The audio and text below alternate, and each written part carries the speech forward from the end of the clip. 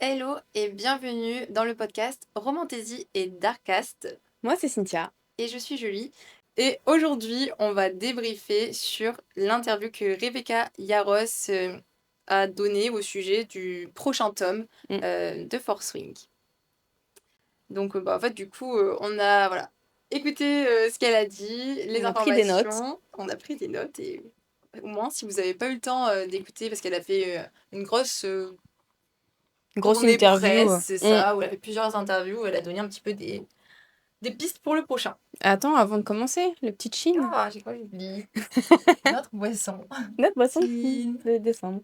Toujours notre petit lait de poule.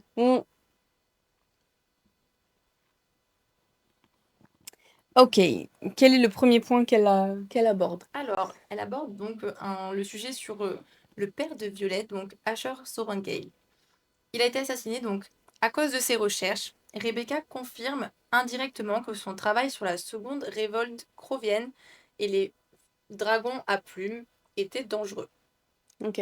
Il avait découvert le moyen d'anéantir les venins 600 ans plus tôt, pendant la Grande Guerre.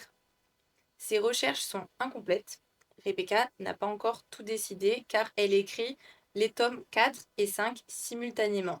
Donc sur 2 tableaux blancs, en fait elle écrit les plots des deux Ah, sur 2 tableaux différents. Ouais, en fait elle fait le plot du 4, le plot du 5, comme ça au moins elle peut savoir ce qui va se passer dans chaque livre. Après, c'est bien parce que ça nous rappelle, tu sais, comme on se souvenait plus. D'ailleurs, regardez l'épisode sur les théories de Force Wing. Je sais pas où on va le mettre. On va mettre une petite fiche à droite ou à gauche.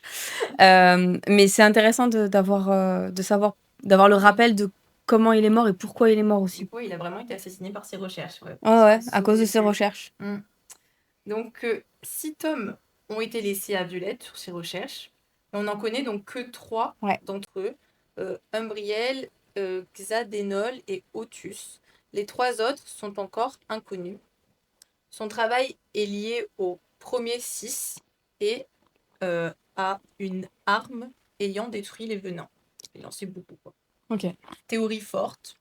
Donc le général Ethos aurait tué Asher pour récupérer ses découvertes. Ça m'étonnerait même pas. J'y aurais pas pensé.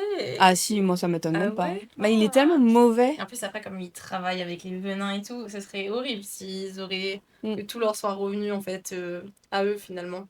Ouais, moi ça me choque absolument pas. Oh, ouais, non, vu le personnage, ça serait horrible. Ah bah tiens, du coup, le deuxième point de l'interview, donc c'est sur le général Ethos. C'est bien, le mauvais papa. C'est un mauvais père. Alors, donc preuve subtile donnée par Rebecca, parce qu'elle donnait que des petites réponses, tout ça, c'est compliqué d'en tirer des informations.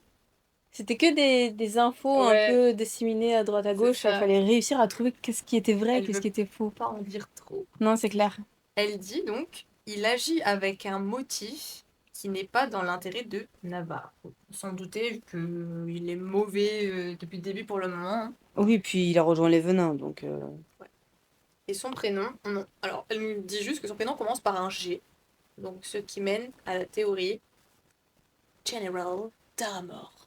Pourquoi Général Daramor? L'ancien général, venant du passé, caché sous une apparence. Ouh. Mystère, là. Mais après, ça n'a pas de sens parce que son prénom commence par un G, général, c'est pas un prénom. Non. George Daramor. Gregory Daramor. Bon, il y a un truc, une théorie à faire. Là, c'est pas très clair. C'est bizarre, ouais, parce que je l'avais vu le truc, ouais, elle dit oui, son prénom commence par un G, mais... Oui, on n'a pas plus d'infos que ça. Tu lis le prochain point. Allez. Donc, prochain point, les venins et leurs secrets. Rebecca a confirmé que leurs robes colorées, rouge, bleu, violet, n'ont aucune signification hiérarchique, c'est juste du style personnel. T'imagines? Moi j'ai une robe bleue, moi j'ai une robe rouge, moi j'ai une robe violette. Et j'ai vu que, je sais pas si tu l'as vu, mais elle a confirmé que du coup Xaden porterait une robe noire, vu qu'il adore le noir. Ah non, j'ai pas vu ça. Mais du coup, ça fait sens avec ce qu'elle dit là. Oui, c'est ça. Les venins de haut niveau, Sage et Maven, peuvent se cacher parmi les humains. Ok, flippant. On en apprendra plus sur leur rang et signé dans le tome 4. Probablement via le point de vue de Xaden. Je pense qu'on va apprendre énormément de choses. Les venins copient la magie des dragons. Les wyverns imitent les couleurs des feux de dragon. Ouais, ça c'est vrai. Oh, ok. Théorie acceptée par Rebecca, les venins utilisent des coquilles d'œufs de dragon pour créer leur wyvern, ce qui explique les couleurs et la rareté du feu noir, et ce qui explique l'obsession avec Andarna. Et ce qui explique aussi le fait qu'ils volent des œufs. Ouais, c'est ça, exactement. Ok. La fin du tome 3. Et donc on n'a pas encore vu de wyvern au feu noir, mais ça pourrait venir. Parce qu'ils ont volé des œufs, mais je sais plus lesquels ils ont pris. Je sais plus, mais je sais qu'à la fin, ils en avaient volé plusieurs. Ouais. Donc, possiblement avoir je pense que la couleur du feu peut-être influe sur la force telle des wyverns, tu vois. Ah, Parce que les pas mal dragons ça. noirs, comme ils sont. Oui, c'est vrai qu'ils censés sont être plus quand même les forts. tu vois. Peut-être que du coup, les wyverns au feu noir, faudra faire très attention à eux, tu vois. Je suis d'accord. C'est vrai que c'est sur ces œufs-là qu'ils voulaient mettre le focus. Ouais. Allez, je te passe l'iPad pour les suivantes. Allez. Débrief. On dirait que je tiens le micro comme une gogole, donc j'ai mal à la main. Xaden et la Villain Era. Rebecca a confirmé que Xaden sera dans son ère sombre dans le tome 4. Ses vêtements de venin seront noirs, comme tu as dit. Il pourrait abattre les barrières magiques par amour, ce qui impliquerait la mort d'un dragon, probablement Terran. Oh non. Ah non, là par contre j'arrête de lire si tu ternes. Ah non, mais là il est irrécupérable, hein. Attends, si tu ternes, moi j'aime plus Xaden, non. Ah non. Mais Attends, c'était moi qui ai aimé Xaden. Oui, mais j'aime quand même Xaden, attends. Faut pas faire d'amalgame. Faut pas déconner. C'est mon préféré des Book Boyfriend. Elle dit, mais Rebecca a aussi confirmé que l'amour jouera un rôle dans le remède au venin. 3 venins n'ont pas tué les personnes qu'ils aimaient, preuve qu'ils peuvent être sauvés. Ok. Ensuite, autre point qu'elle a évoqué, la dedicated de Violette et la magie. La dédication du livre, c'est le rite religieux ancien et un des points majeurs du lore. Rebecca confirme, le processus dépend du lieu et du niveau de dédication. Donc la magie de Violette sur Umbriel vient soit de sa dédication, soit de son lien avec Ardana. Ouais. L'autre point, c'est les fans penchent pour un mélange des deux, dédication plus lien iride égale magie unique de Violette. Ouais, ben ça, j'ai vu beaucoup de théories sur ça, donc quand on fera l'épisode suivant, on va faire plusieurs épisodes de théories, il y a plein de théories sur ça, parce que du coup personne n'arrive à comprendre un peu le système magique en fait de Force Wing, tout simplement. C'est vrai que c'est un peu compliqué à comprendre. C'est un peu flou. Ouais, je suis assez d'accord. L'autre point, c'est l'île de Lyosom, l'île de l'amour. C'est la seule île dont on ignore encore le trial, l'épreuve. Rebecca dit il y a une très bonne raison pour laquelle vous ne voulez pas qu'ils y aillent. Le thème, c'est amour destructeur, illusion, mensonge et apparence trompeuse. Les mariages au temple y sont impulsifs et superficiels. Violette devra sans doute y passer une épreuve liée à son amour pour Xaden. Cette épreuve pourrait être la clé dans le remède du venin. Tiens, du coup, le prochain point. Merci. Hop là. Alors, donc les dragons. Seuls les dragons liés à des cavaliers participent aux batailles. Ouais. Ils s'en foutent complètement des problèmes des humains. C'est vrai que les autres, ils en ont rien à carrer. Ouais, après, c'est pas un problème. Hein. Bah, quand même, hein. C'est eux qui se font voler les œufs, c'est pas les humains. Ouais, mais de base, ils sont pas censés se faire voler leurs œufs. Je pense que, vu que du coup, ça les touche plus, je pense que même ceux qui n'ont pas de cavalier, ils vont prendre le lead. Là, pour le moment, ça s'est jamais passé, mais je pense que c'est possible que ça se passe dans le futur. Donc, les autres, en fait, ils restent dans leur vallée. Il y a 2 empires, Navarre et Arisha, chacune avec ses anciens dragons. Ouais. Okay. Rebecca confirme, le lore draconique est crucial. D'accord. Tern est peut-être désormais le doyen des dragons noirs. Pourquoi peut-être? Parce qu'il y a le dragon de Megrine. Ah, il était noir lui aussi. Oui, Kodak. Ah oui, et on ne sait pas s'il qui était plus gros. Non, il est noir, mais il est plus gros que Terrien. D'accord. Et du coup, là, c'est les 2 dragons noirs connus à l'heure actuelle. Ok. Qui ont des cavaliers. Le fait que Tern est peut-être désormais le doyen, c'est qu'on ne sait pas s'il est vivant, son dragon. Je sais plus si on a dit que Kodak était mort ou pas. Je pense qu'il y a un truc un peu flou, peut-être qu'on n'a pas suivi sur ça. Possible. C'est bizarre, le peut-être doyen. C'est-à-dire s'il est doyen, ça veut dire que Kodak il meurt. Peut-être dans le tome 4. On n'en sait rien. Who knows? Les 12 heures manquantes. Ouais, qu'est-ce qui s'est passé? On saura ce qui s'est passé, mais pas en scène directe. Euh, Rebecca a dit, vous saurez, mais vous ne le verrez pas. Ça, ouais, elle l'a répété plusieurs fois. Oh là là, horrible. On a bien de faire des trucs comme ça. Hein. Le mariage Violette-Zayden a bien eu lieu. Il y avait moins de 10 témoins, apparemment, selon elle. D'autres lecteurs de mémoire que Dane existent. Hein? Dan? Hein? D'autres lecteurs de mémoire que... Dane. Ouais, il l'a mal traduit. On a fait des traductions, etc. Ok. Ah, ok, d'accord. Okay. Ah, c'est que d'autres lecteurs de mémoire existent, mis à part Dane. Ok, ça marche. Ou Dan, comme tu dis. Terne est épuisé pour une autre raison que la bataille. Il y ait un lien rompu avec Sky. Ah bah oui, vu que son cavalier, enfin son dragonnier, il est devenu venin.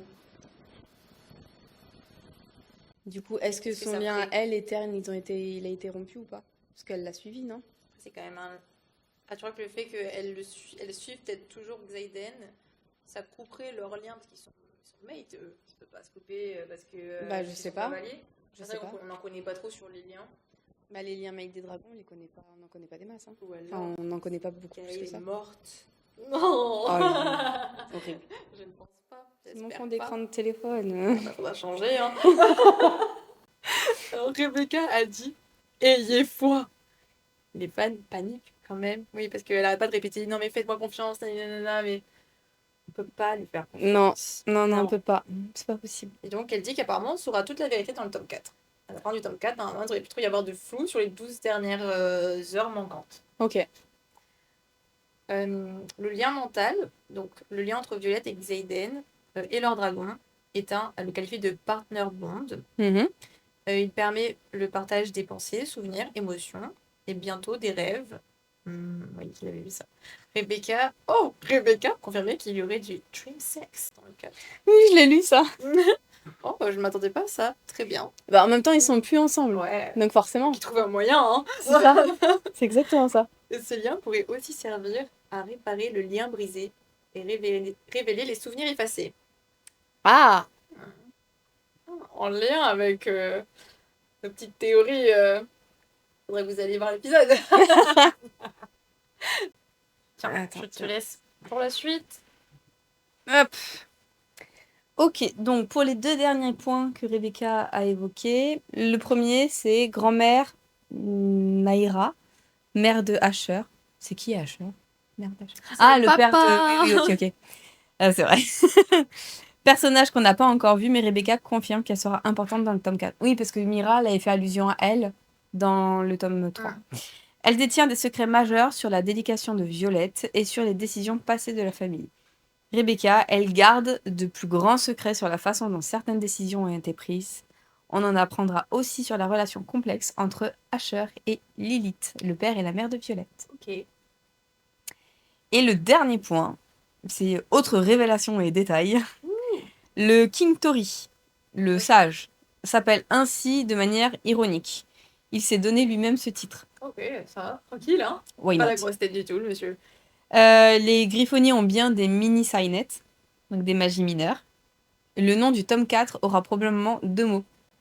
Ok, ça nous aide pas mais du tout. Force Wing, Onyx Storm. On n'est pas bêtes, je pense qu'on avait compris qu'il y avait 2 mots. Hein. Ça peut être intéressant. On aura un POV de Sloane. Ah, d'accord. Et peut-être de Xaden. Peut-être. Ça veut dire que tu imagines tout le tome 4 sans POV de Xaden. Oh. Moi, je pense qu'il va y en avoir. Moi, ça peut-être. Non, j'y crois pas. Elles vont glisser, mais à la fin. Moi, je pense. Elle a pas voulu le dire. Ça me paraît trop bizarre qu'il y ait 0 POV de Xaden. Bah moi, tu vois, j'aurais vu un truc plutôt, genre un POV de Xaden versus un POV de Violette pendant tout le livre.